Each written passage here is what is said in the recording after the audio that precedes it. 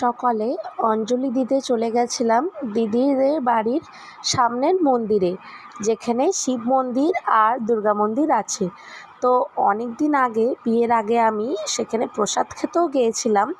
তো সকাল সকাল রেডি হয়ে চলে এলাম দিদিদের সামনের মন্দিরে অষ্টমী অঞ্জলি দিতে। এ দেখো ফুল দিয়ে দিয়েছে, আর এই হচ্ছে আমার লুক।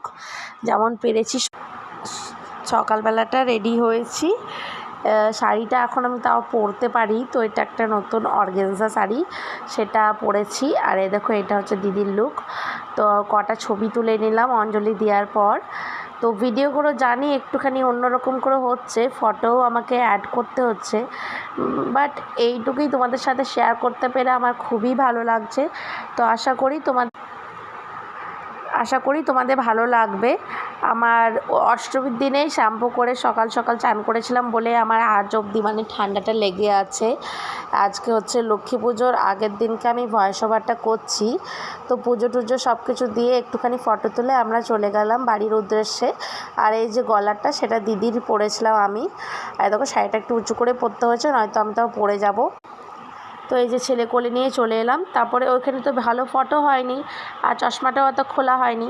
তো এই দেখো বাড়িতে চলে এলাম। আমি একটা ক্যামেরাটা সামনে রেখে একটু ভিডিও একটা অন করে একটা পোজ দিচ্ছিলাম, যাতে ওখান থেকে আমি ফটো বার করে নেবো।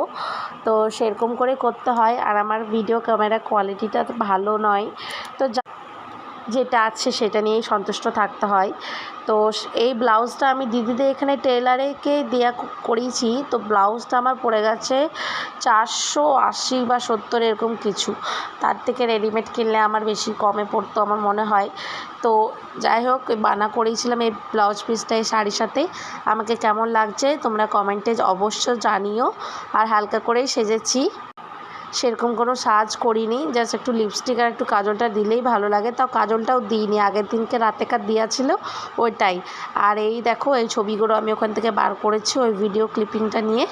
তোমরাও এই আইডিয়াটা ফলো করতে পারো। তারপরে এটা হচ্ছে অষ্টমীর রাতে ঠাকুর দেখতে বেরিয়েছিলাম। তো এই যে আমার হচ্ছে লুক। এই ফটোটা খুব পছন্দ। এই যে একটাই ঠাকুর দেখেছিলাম শালবাগানের, তো এই ঠাকুরটা দেখে তারপরে বাড়ি চলে গেছিলাম। তো তখন আমি অন্য একটা চটি পরে এসেছিলাম, কেন কি ওই চটিতে আমার পায়ে ফসকা হয়ে গেছিলো। তো তার জন্য আমি অন্য চটি পরেছিলাম, পায়ে ব্যান্ডেজ লাগিয়ে ঠাকুর দেখতে এসেছি। তো এই দেখো ঠাকুরের মুখটা দেখে নাও। আর আমার ভিডিওগুলো কেমন লাগছে অবশ্যই জানাবে, লাইক কমেন্ট করে আমার পাশে চ্যানেলটাকে সাবস্ক্রাইব করতে ভুলো না। টাটা।